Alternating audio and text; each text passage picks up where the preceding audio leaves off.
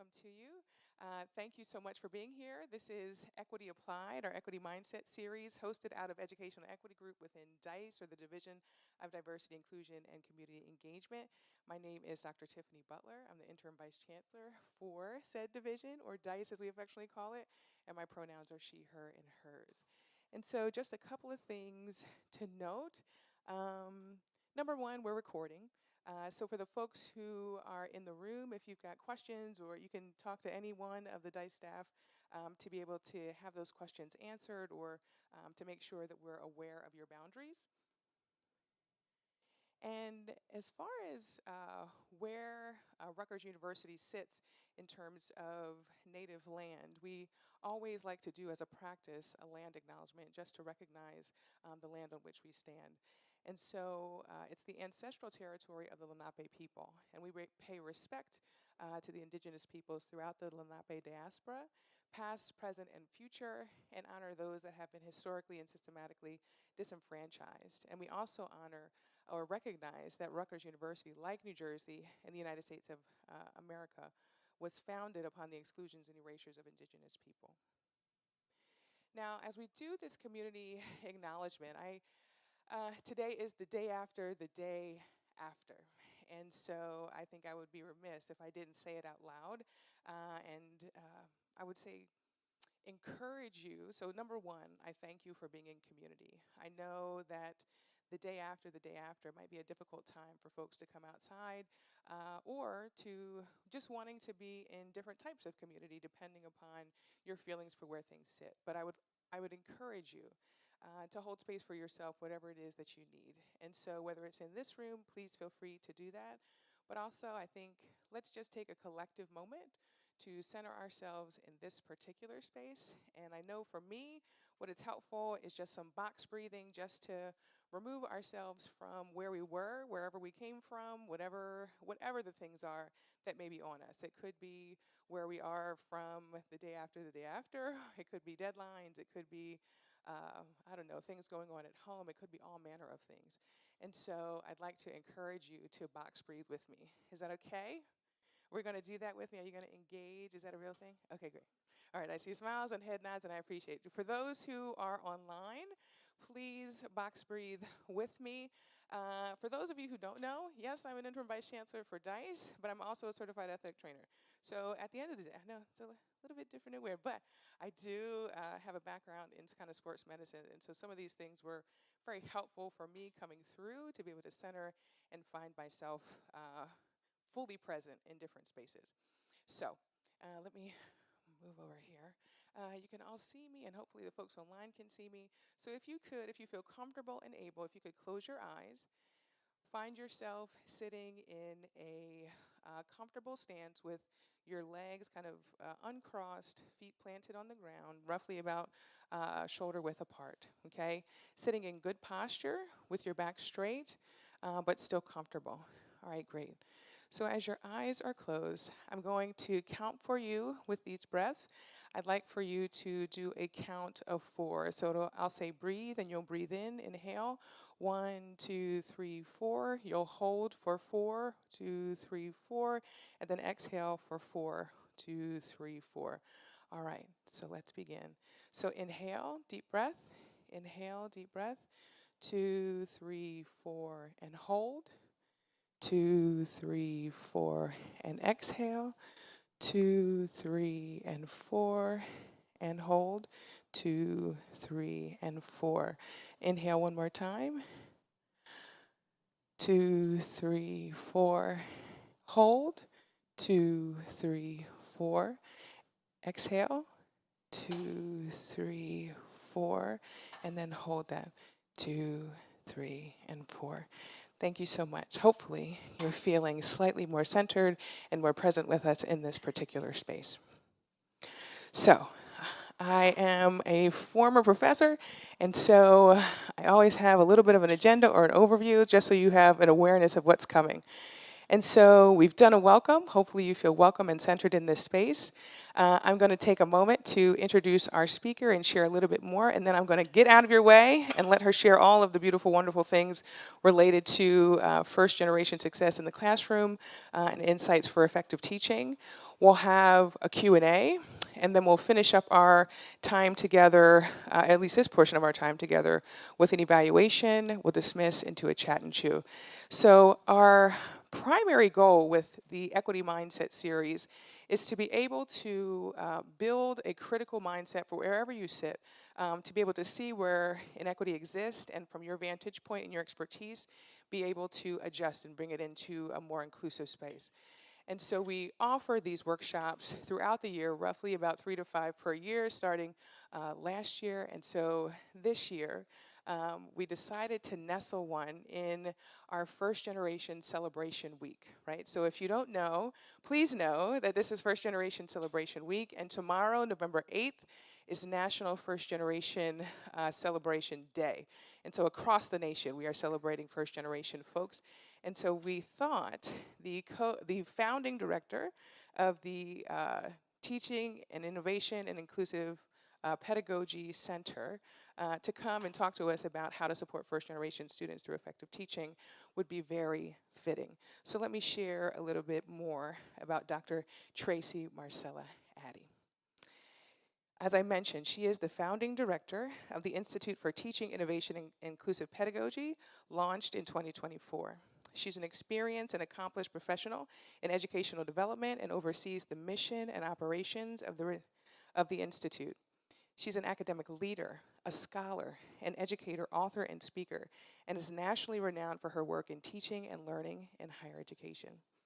She is the co-author of books, What Inclusive Instructors Do, Principles and Practices for Excellence in College Teaching and Enhancing Inclusive Instruction, Student Perspectives and Practical Approaches for Advancing Equity in Higher Education. Some of you may have books at your tables from Tracy, and so at the very end of the talk, there'll be an opportunity outside of this room for you to come up and get your book signed by the author. And be able to connect with her as well. So as I continue in, I want to make you aware that as our talk today is a part of the Classroom Inclusivity series, referencing Competency 1. So if you're, I want to say, looking to track for that, you can go ahead to this website here below for your badge, or visit the QR code here. And I'll give you a moment to be able to do that if I see folks put, oh yeah, I see phones coming out, wonderful. I'll give you space and time. For those who are online, I'll give you a few seconds to go ahead and grab.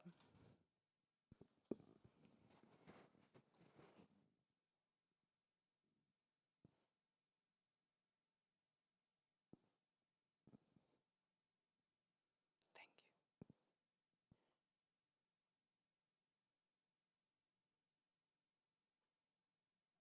All right, I see phones down and people clicking, so I think we've done what we need to do here. All right, so without further ado, I'd like for us to welcome with a round of applause, Dr. Tracy Marcella Addy.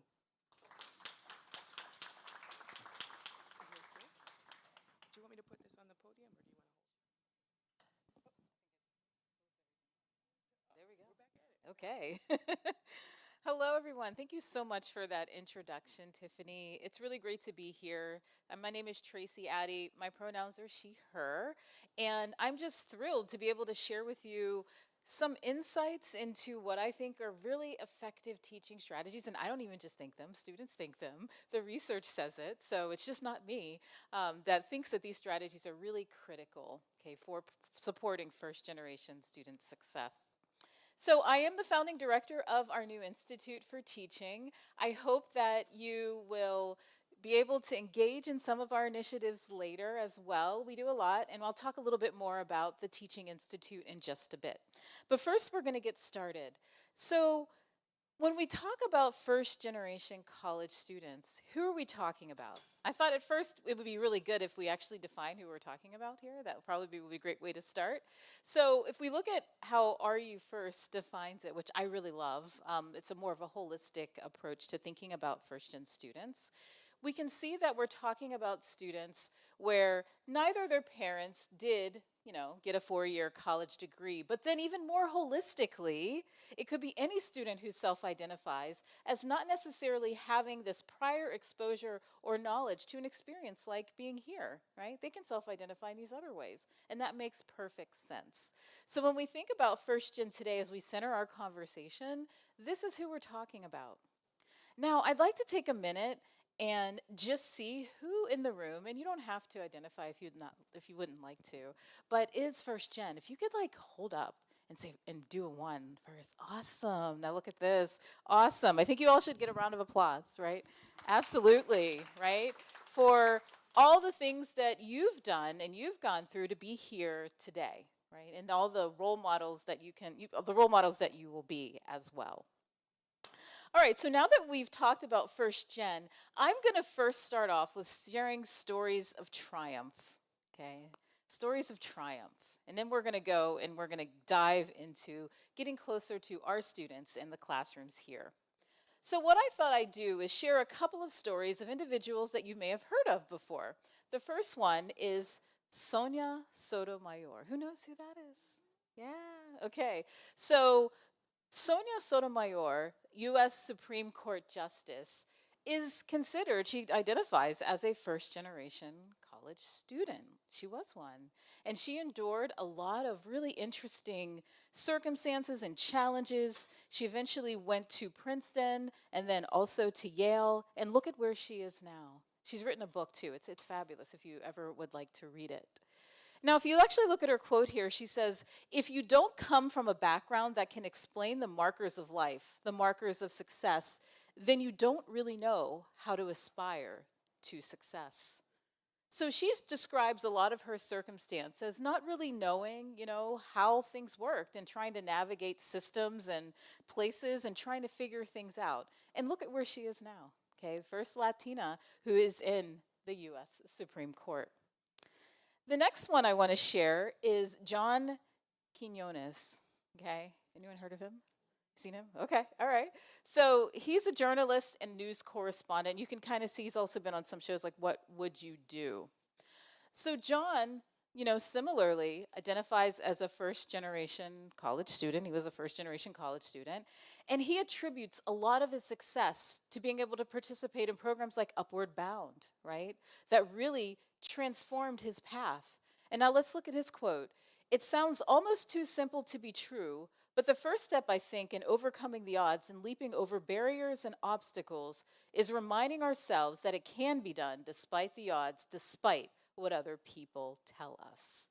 So sometimes thinking about being first gen, there might be people that say, you can't do that, right, in your life, right? And how do we confront that? How do we combat that? So he's a great example of that. The last example I give is Viola Davis. Who knows her? Yeah? Okay, all right. So she is an award-winning actress, nails so many different things with regards to her acting. And absolutely, again, identifies first generation. She grew up very impoverished, right, in really challenging circumstances, and she rose. So she says, I always say to people who I mentor, the only thing I can do is show you the road. The road can be challenging, but you keep going. The road got me out. So these are a couple of stories of triumph, right? These are success stories. Success in their minds, and who defines success, right? We should define it by ourselves. But we can see how they overcame a lot to get to where they were as first generation college students. So now I'd like to switch us to our opportunities here at Rutgers as we think about the students that we engage here who identify as first generation college students. And I'd like to just have us hear from our students themselves. Now I'm going to talk about this resource which was recently launched, Being First Collaborative. They actually sent me an email. They were like, we really want to get this done by the time you present so that you can share it. And I was like, that is absolutely wonderful. Yes, please do that. And they did. And as you listen to this little vignette, I'm just going to play a portion of it. I'd like you to discuss the following with a neighbor, or you can engage in quiet reflection. What have you observed regarding the experiences of first-generation students at Rutgers, okay? So think about those things as we get this started. So let me see if I can, hopefully I can get this played well. and you'll be able to hear it. Here it is, and here's the website. So I'm going to start a little bit later in the actual video itself, so just keep that in mind. There's more to it. It's very short. Christians We'll don't start have about parents here. that went to college, so we do have Go back. difficulty. There we go. First generations don't have parents that went to college, so we do have difficulties balancing work and family life, how to pay for college with scholarships, and also applying for FAFSA. My college education means going beyond what I expected originally and going on a new path and being able to graduate, which is something that my parents just weren't able to do. All of like their sacrifices they've made amounted to something, because here I am, like I'm pursuing a degree. I wish faculty would know that these struggles do impact their learning, and by having inclusive teaching style, they can become a big benefit to first generation students. Okay, so that was just a few students' voices, but I'd like you to now just reflect on your experiences here or your experiences as a first generation college student. And I'm going to go back here and I'm going to actually ask you if you can talk to a neighbor or reflect. What have you observed regarding the experiences of first generation students at Rutgers? And I'll give you about a couple minutes to do this, and then we'll come back and we'll share some of the stories, okay?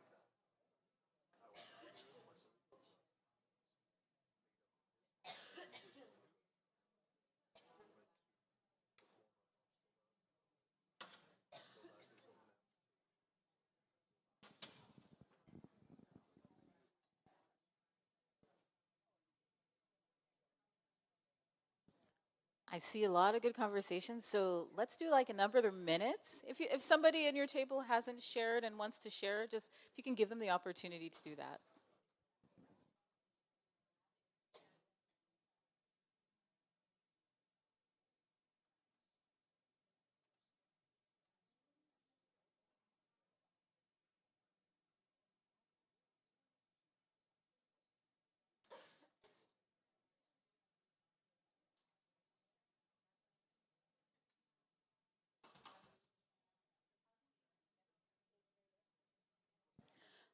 Okay, let's come back together, and I'd love to hear some of the things that you talked about.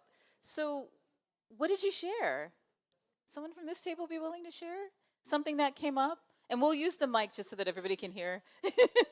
So I think what we kind of all gathered from our conversation was that to answer this question, it's kind of two major things about like knowledge and then also access to certain things.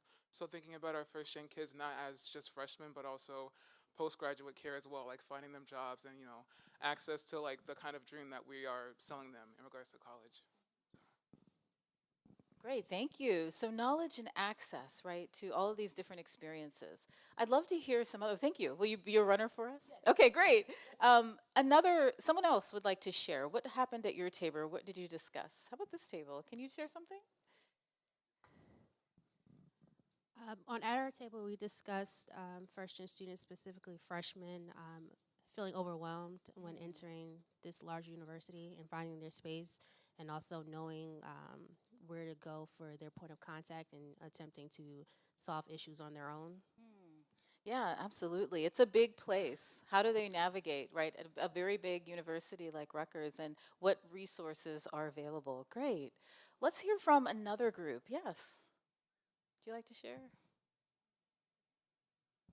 Hi, I just got here, but I deal with first gen students. I'm also EOF, first gen, undergrad, grad, PhD. And one thing is, I would say, is trust.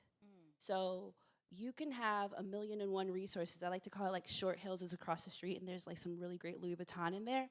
But if you don't know how to access it, and you don't have someone you can trust that will guide you through the process to first be able to say, like, I don't know what I don't know, and can you help me get there? If they don't find people that they trust, as many resources as Rutgers has, they're going to be just that, resources that are not tapped into if they don't have the linkage between a trusted adult, as I like to call it, and guiding them to the resource. Yeah, wonderful. Yeah, absolutely. Trusted people in their lives. That's critical. And we're going to talk about some people, especially in the research, that first-gen students have said they really have trusted. All right, let's hear one more example that did not come up. Yes, Jason. I think leaning into what Sherry said was in not knowing what you don't know, and I thought about my own experiences as a first-gen undergraduate student, was not wanting to overburden folks on campus with my questions, or am I asking the right questions? And then this fear of, if I'm not asking the right questions, then I'm hesitant because I don't want there to be a perception that I shouldn't be here, right? So living through that, and I think about how many of our students here may be endeavoring a similar path. So clearly, in thinking about access, we have resources that are here, but how many of our students are hesitant to lean into that because they have to work to build that level of trust and share those disclosures along those lines. So. Yeah, absolutely. Yeah, very great points. So we have to be able to allow them to see that these are questions you can ask. There are trusted people where you can get these things answered, and understanding why they have these hesitancies as well. So thank you so much for sharing. Those are really, really great ideas and thoughts. So I'm just going to share a little bit what the research says, and you basically identified and nailed several things that we find around first-generation college students, and these are just a few. We could say a lot of things here.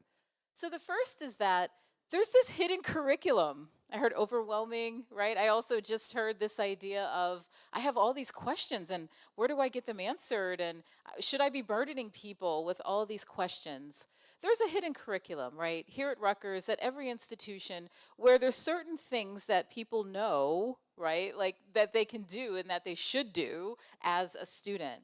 Well, we definitely see that this can negatively impact the success of first-generation college students when they don't know, right? Like those types of things. That's huge in the research. A second thing is they often feel a lot of pressure from especially like family, right? Family, friends, to succeed because they're the first ones, right? They're the first. So everybody's believing in them. You're going to do it. You're going to be that doctor. You're going to be that lawyer, right? You're going to change the path. And that can actually be challenging to have all that pressure while you're navigating a space, right, where it's also overwhelming and you're just trying to figure things out, okay? So they can have a lot of pressure, even more than normal, regular students or continuing generation students. People, we talked about people, trust, right? There's people, especially their advisors, when they can trust them, their instructors that they trust, that can play a critical role in their success. So when they can actually develop those relationships, that can be pretty powerful and set them on paths to succeed and go, meet their goals and their dreams.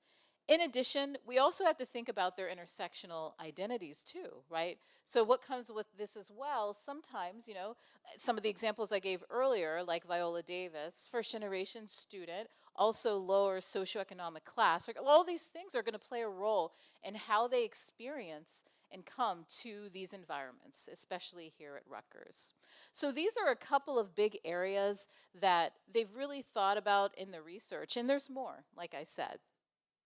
So let's actually switch gears. Let's talk about what do we do? Okay, what do we do? And just so that you know, I am an educational developer, come from being faculty, and I absolutely am focused on thinking about success in the classroom, but in any learning environment, because they're learning in other spaces, right? They're getting mentored, etc. Even if you're interacting with them outside of the classroom, you're probably teaching students, right, in many ways, especially a lot of people here.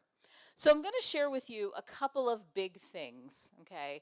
Big things that I would say are really critical for the success of first generation college students, but really the success of all students, okay? So the first is getting to know who is in your class. So I see what inclusive instructors, I'm going to steal your book right now. So in this book, we actually talk about a form that we actually did some work on. It's called Who's in Class, the Who's in Class form. And that actually asks students, we co-created it with students, by the way, it asks them to identify various aspects to understand who's in the class. So one of the questions on there is, do you want to share if you're first gen? And it's a voluntary form. We also worked with it, many instructors, some of the questions they will ask anonymously too, but some of them they won't, because some things, you know, you want to know who the student is. And so the first step is really knowing who, because if we don't know who is in our class, how are we going to teach them effectively, or who we're working with, right, as students? So that's the first step. So getting to know who is our population, who are we working with? Now, a lot of people, and especially instructors or staff members who work with first-gen students, it can be really powerful to share, if you are first gen, with them. How did you actually overcome challenges? How did you navigate, right, getting through these experiences like college? That can also be particularly powerful if you share that identity and feel comfortable with it. A couple of other things, normalizing that higher education can be hard. There's ups and downs. There's going to be times where they're going to feel challenged. They're going to feel like pushed to the limit, but that it's rewarding. And in the end, we have to give that encouragement as well. So sometimes it's actually as small as the language that we use with people that can actually make a huge difference. My instructor said this, this staff member told me this, and that really changed the way I thought about this. It changed the way I thought about myself. And some people have never had those types of words spoken to them. So that can be really powerful, especially for first generation college students, that you believe in them. In addition, we talked about sharing resources, right? So it is really important to connect them to people and structures and programs and initiatives. And sometimes especially in teaching in classrooms, we'll say, oh yeah, just put on the syllabus or whatever, but are students reading the syllabus, right? Or do they know what that means? Is it contextualized? We need to say it. We need to reinforce it. We need to have discussions with students with this. These are great resources for your success. And even if other students can share how they've engaged with those resources, that can be particularly powerful, right, for students as well. Now, I do teaching and learning, right? So that's my space. So if I actually think about what is happening in a classroom, language is huge. So I talked about the hidden curriculum, right? So there's all of these terms and words that we use that we don't realize we use, that we know what they are, but students might not know what they are. A common one that's used is like office hours, right? Some people will call them student hours, define what they are, etc.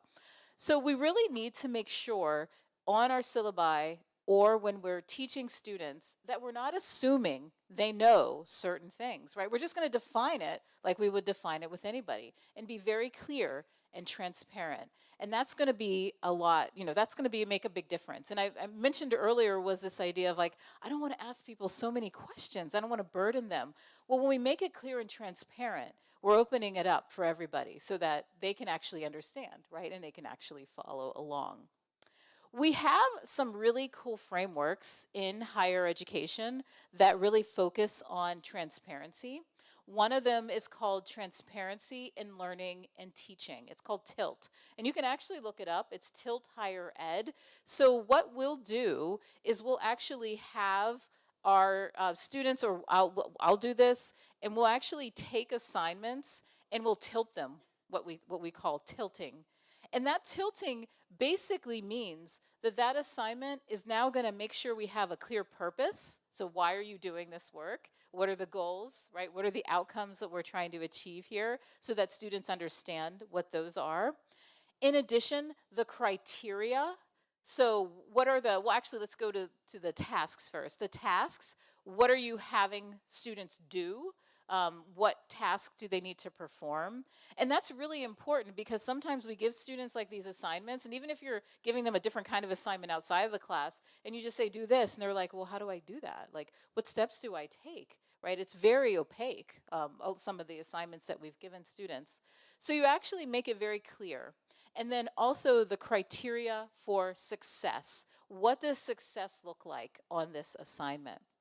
The reason why I bring up the TILT framework is because it's fabulous, first off, but also they've done extensive research on it, and they've shown direct impacts on first-generation college students. When instructors design or redesign their assignments according to TILT, then we see that it lowers these, challenges that first-gen students can have. They achieve greater on these assignments as well.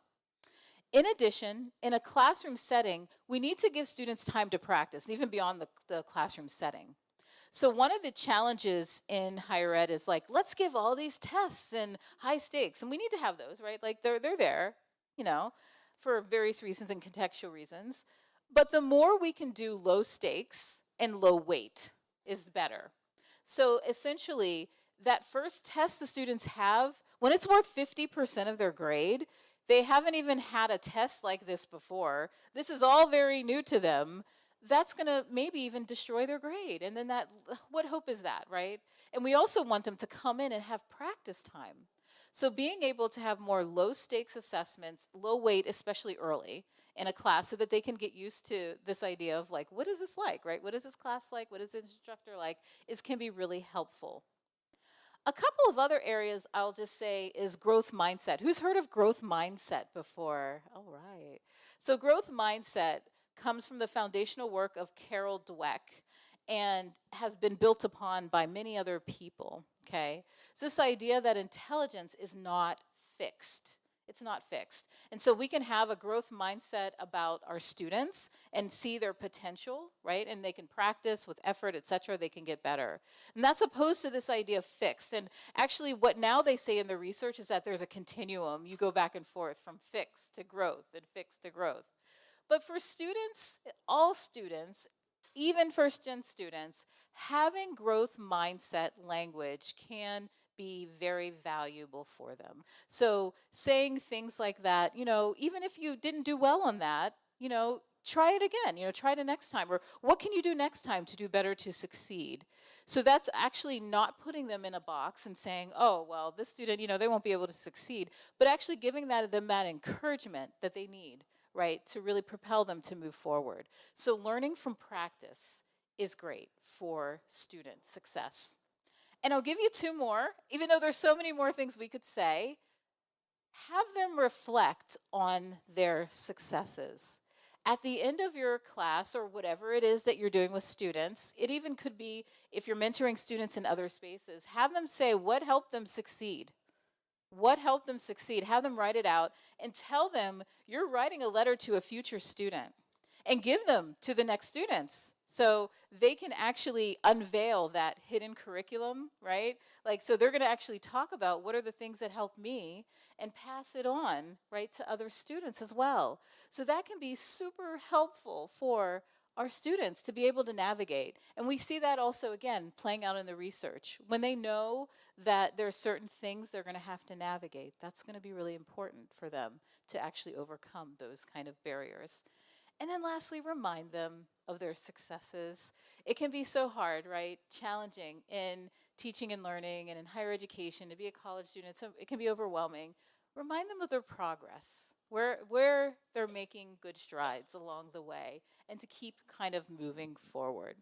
So those are a few strategies, and I'll just tell you, those 2 books right there give you a whole number of inclusive teaching practices. The one book is really focused on instructors, and this is what instructors say builds inclusion and includes, thinking about first-gen students. The other book, the yellow one, someone probably has it there, here you go, yellow one, Enhancing Inclusive Instruction, we actually interviewed and surveyed students, and we asked them specifically, and you'll see that their voices emanate throughout that book as well. So if you're looking for more and more practices and more ideas, not only are these there, but many others, okay, in the books. And thank you so much for giving those out as well. So I'm just going to share a little bit about some of the things that we do, okay, at TIP. We call it TIP, the Institute for Teaching, Innovation, and Inclusive Pedagogy. We do all things teaching. So we're supporting teaching in big ways across the university, but we can actually do certain things related to the things that I talked about today. So we can do consultations. We'll review course syllabi, right, of instructors. We can help you really think about the language you're using, how to kind of demystify these types of tools that students use, how you can help them use them effectively. We'll also give you feedback using the TILT method, which I already shared with you all today. Another thing that I'd love to share is we have a protocol. It's a classroom observation protocol, and absolutely, if you do workshops too, we've used it for those, because I've used it for staff as well. But it's called the Protocol for Advancing Inclusive Teaching Efforts. We published this several years ago. We've been doing hundreds of observations with it. It's observations outside of Rutgers as well. And we also train students to use this protocol. It's kind of a data-driven way to really see which approaches you're using that we've identified, and to kind of have that conversation about how do we build more inclusive classrooms. So if you're interested in being observed and having some really interesting feedback, you can reach out to us for that. Most instructors are like, I've never seen this before. I've never seen myself like, this kind of data on my course or my workshop, and it's been really helpful. We're going to pilot a new program. I had this, established program in my previous institution, but we're going to start it here, and it's student pedagogical partnerships. So these are basically students that we hire, we train them, and they actually know how to use these tools, TILT, PATE, all these other tools, and they're going to learn them. And so essentially, they can give feedback about inclusive teaching practices. And we try to get students from a variety of backgrounds, include first gen, right, college students here, we hope. Those students will apply as well to the program. And they partner with instructors on their teaching. So they get paired, basically, with instructors. And they go to their classrooms, they give them feedback, and they can ask them anything about, how to build these more inclusive classrooms. And they're getting a lot of feedback on their teaching. So our students can absolutely do this in really phenomenal ways, too, because they're coming, obviously, from their perspectives, which is a little bit different than my perspective, right? And even though I can add value, students can add a lot of value as well. So if you look on our site, and you wanted to sign up for that, you can look for a link to sign up for a student pedagogical partner, and we're going to get that started. We're starting to try to hire them now. You can find us at teaching.rutgers.edu. You can email us at teachinginstitute@rutgers.edu. And then using the QR code, if you want to keep track of the types of initiatives we're doing, we do a lot around inclusion, absolutely. We do things around innovation, generative AI. We go all the way, all kinds of teaching types of topics. So feel free to also subscribe there to our newsletter to stay up to date, or go to our website to find out more. All right, so that said, I did want to share with you the Being First resource that was created and co-created with students. I really value co-creation, and that's, again, bringing other people's voices and especially our students. If we're really going to try to build more inclusive spaces, why would we not listen to those people that are actually, the subjects of those particular spaces? They're experiencing those opportunities in those spaces with us together. So this particular resource wasn't created by me, but students and also some teaching center staff, et cetera, and in the School of Arts and Sciences. So you can, it's kind of cut off there, but you can kind of get a sense of it. It's a great resource, and that video that I showed earlier actually highlights what that resource is about. And I'm actually going to pull it up here so that you can see it even further. Let's see, let's go back. So this is the Being First Collaborative, and it's a resource for instructors to, really design more inclusive courses. And you can kind of see there's the about, the team, first generation students. There's a lot of really great information here, even quotes from students. The definition, like we define, but it also gets into the practices, right, that are really important for supporting first generation college students. And you can kind of see a few here: acknowledgement, awareness, etc. Okay, are there. So I encourage you to access that resource as well. And that said, I think this is now the opportunity for some questions. So thank you all.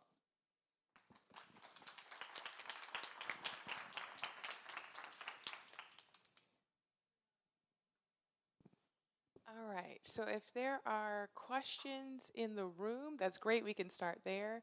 I don't know if there are, Ernesto, can you give me a thumbs up whether or not there are questions in the chat? There is, there are, oh no, okay. Okay, okay, just check it in. Want to make sure that the folks who are online are also engaged. But do we have any questions in the room? Oh yeah, we see one over here. Hello, everybody. I'm Samantha Plum. I work with the Recreation Department, and I also teach for SAS, specifically their transfer seminar course, which is a fascinating population of students as well. I'm curious about if you know of any research or current initiatives that also translate some of the research and best practices for student employment, because we employ almost 700 students, and many of them are first gen, and we try to think of our student employees in a holistic sense in terms of, their students first and then their employees as well. So I'm just curious, because I mean, we have Canvas modules, et cetera, for training, which then I can see clear connections here, but I'm just curious if you know of research or initiatives. Yeah, so just to talk about translating some of the stuff to these other contexts like employment, I would absolutely say that a lot of these things are transferable. In fact, I'm actually going to go back here, and if we actually, this is the hard work, right? Like how do we do the transfer? If we actually go back to this slide, let's say, so getting to know who your students are, employment, right? Like whatever you do with students, knowing their backgrounds and what they come from and being able to do that. In fact, I think at my previous institution, the advising center was curious if they could use the Who's in Class form. And I've actually had people contact me outside of the context of classroom teaching to actually use a form like that they actually could, better understand their students. So you absolutely could do that. And that can be, one thing that you could actually do that for. For employment and thinking about the types of things that they'll see, hidden curriculum type things, I would say, being able to define things for students, especially, first-gen students, that they might not be familiar with, like terms that they might not be, understanding, et cetera, because we have all these assumptions built in that they know them. So I would say this transparency in language and clarity, definitions and assumptions, just making everything very clear and transparent. That's definitely transferable. Reflections too. I think you can get students who've worked in these positions or these jobs that can write something to the next student who has this position. So I think there's a lot of parallels here, outside of that context. where you can actually apply many of these practices. Now, some of these are very specific, right, to an assignment, but this could be like, you know, if you give a student like a job assignment or something like that, are you being transparent, right, in how you're doing it? Are you telling them the purpose, et cetera, the how they do it, the tasks and all of that? So I think you raise a really good point. And a lot of this is actually very transferable to all of these other contexts with these students. And I think it would be amazing if we did this throughout, right? Like in their jobs, in their classrooms, and every, you know, various settings as well. Thank you for that question.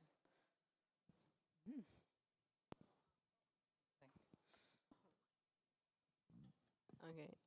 Hi, good afternoon. So this is my first semester. I'm a transfer student. And the other day I went to an event. I think it was in the neuroscience building.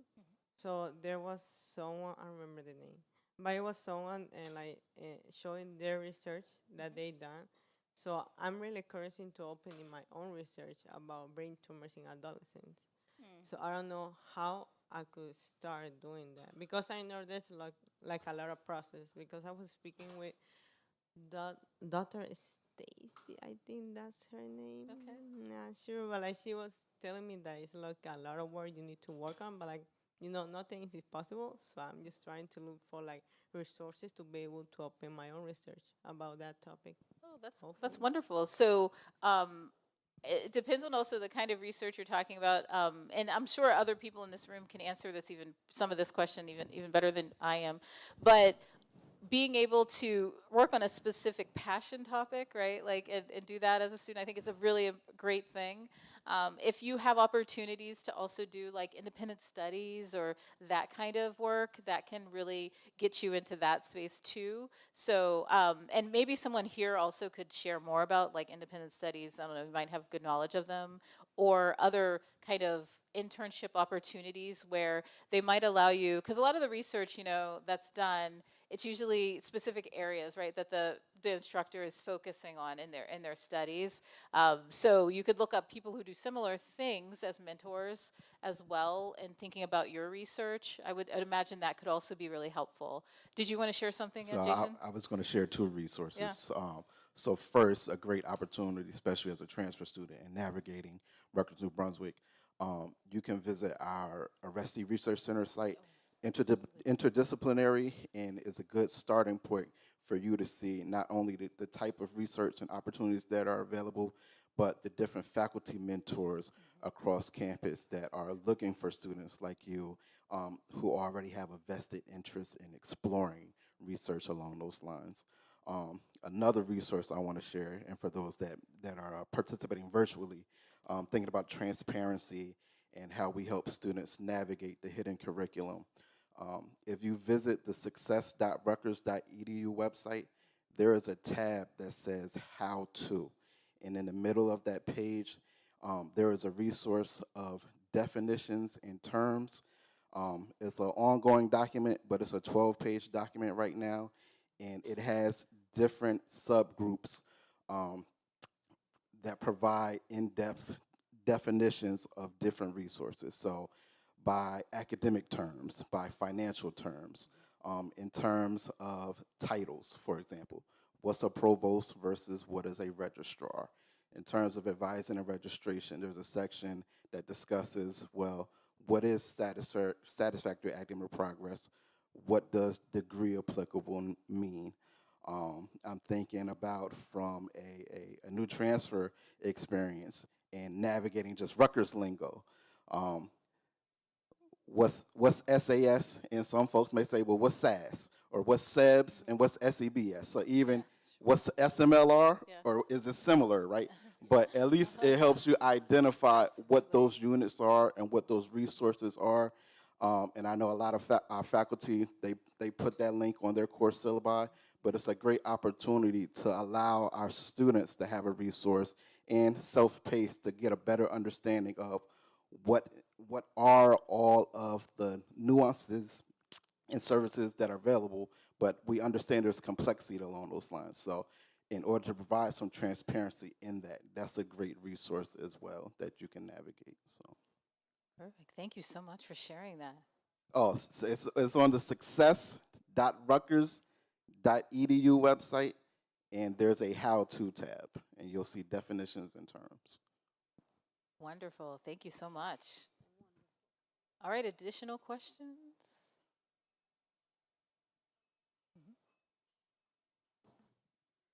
Hello, my name is Sasha Taner. I'm at the Institute for Women's Leadership here at Rutgers. I'm a first generation student. I just completed my dissertation last year on 1.5 and second generation alumni from Rutgers, New Brunswick.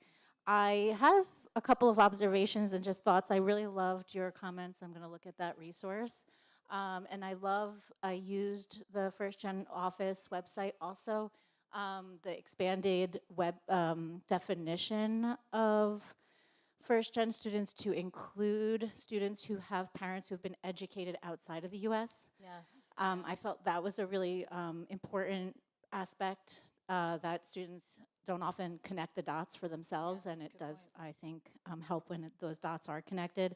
And then I also just thought about a couple of things that I've noticed over the years. One is that campaign of 5 to Finish, and how students, we're talking about the pressures, right, the family pressures. Actually, in my family, I was just saying to my colleague, it was kind of the opposite. I was like, why are you spending all this money accruing debt when you need to be out there working and making money right now, so not really seeing the big picture. But a lot of my students, I'm noticing the pressure to finish in 4 years, get the 5 classes, and they oftentimes have a lot of additional caretaking responsibilities, not children, but with siblings and parents, and doing a lot of translating work, and wage earning work, right? So to try to stack on, my students are so high achieving, they're 19 credits, 21 credits, and then doing a full-time job and taking care of family is putting kind of that burnout model forward, which I'm really advocating for the opposite, right? So the self-care and trying to figure out the way to manage that. So I do think, I just wanted to say that out loud if you had any thoughts around that. And then the last thing I wanted to say, I noticed also the issues around financial aid. I love that you brought that up. And I do think there is a role for the state to support financial assistance for the summer chunk, where a lot of students just to try to get out of here in 4 years, that would just be such a huge help. But I am trying to think about just bigger structural solutions to help manage and be well through the undergraduate education experience. So yeah, those are my thoughts. Yeah, thank you for sharing all that. That was a lot of good things, and it's wonderful that you're also so invested in doing this work, your dissertation and everything of that nature. So there's all of these challenges that we have to think about, right? That these students are facing, and all the pressures, like you mentioned, as well as the caretaking and et cetera. So I'm hopeful that over time, we'll continue to think about these. We'll amplify, right? We'll have continued discussions like this, but also move forward in some structural things that can also even more so support them. Obviously, we have these lovely resources, and I love the Success website, and all of these types of things are great. But I think we also, it's also, there's more we could do, right? To support the success of first generation college students. So thank you for sharing that. All right. Well, thank you so much, Tracy, for all of your insight around first generation success. Thank you for the folks who are in the room and the folks who are online for engaging so well with us. I think I have just one more slide that I want to go through. I don't know. Do you have the clicker? Oh, look at this. Thank you, collaboration. That's also how you support first generation too. All right, so I think here, so as we come to the end of this time, right, we've spent a lot of time thinking about first generation student success. And we're leaving off on this concept of thinking about what are structural things that we can be doing to better support first generation students. I will ask you to think about one thing, but then also as an example, but then also take some time as I'm talking about that to fill out the survey for the evaluation of this particular program, right? So number one, when we think about first generation students and thinking about structural supports that exist to be able to support those students, namely in some of the comments that I just heard, right? effective utilization of a summer opportunity, right? So I think that there has been work related to community engaged experiences through Handshake, through CES, to be able to find paid internships that will allow for you to be able to spend time over the summer, to be able to work, get professional experience, but also to be paid for that time. And so as that, I think, is a good example of how the institution is investing, but also something to be thinking about in terms of knowing what the resources are, and that's the success.rutgers.edu website. So as we think about the next Equity Applied workshop that'll be happening during Access Week, February 20th. We'll have Dr. Paige Gardner coming to us to talk a little bit about the emotional labor that folks experience and in doing the work in higher ed and supporting student success. So number one, for students, but also for the faculty and staff who are supporting those students, particularly from traditionally marginalized backgrounds. And so that'll be happening in February as a part of Access Week. So I say that to you to say, be thinking and sharing the kinds of things that you'd like to hear and talk about. It helps us to be able to calibrate for the kinds of things that the people want to hear, right? This co-creation of space. And so as you're evaluating and sharing with us your thoughts there, some feedback about what are the kinds of things that you would like to hear would be helpful to us and allows for us, again, to co-create a space that we can learn from each other. I think I've talked enough to allow enough time for you to do this, which is wonderful. And with that, I'd like to invite you to number one, because this is National First Generation Week, there are more events coming. And I'd like to invite you, before you get up to go and get something to eat at the tables, we've got postcards. Now, we've developed these postcards in collaboration, right, with undergraduate education, right? Oh, I see folks raising them up. I appreciate y'all. I appreciate you. Thank you. If you're at the table, you see the pens, we're writing notes, we're writing postcards to prospective first generation students. Notes of encouragement, and I think as a part of the first generation support network, we can begin right now, even before the students come to campus. So take a moment, fill out a postcard, write a special note. There are some key phrases that we've been giving folks if you're feeling stuck, but please share an encouraging note, and then you can drop it. You can either leave it at the table right in the middle, or you can drop it at the front there. So then, once you do that, you can go ahead, dismiss yourself to get something to eat and do a little bit of chat and chew. And while we're doing that, we'll get Tracy set up to be able to sign some of the books and continue to have this kind of more informal conversation. So again, I thank you for your engagement. I thank you so much, Tracy, for taking the time. And I thank you for being with us today. So thank you both in person and online. Thanks.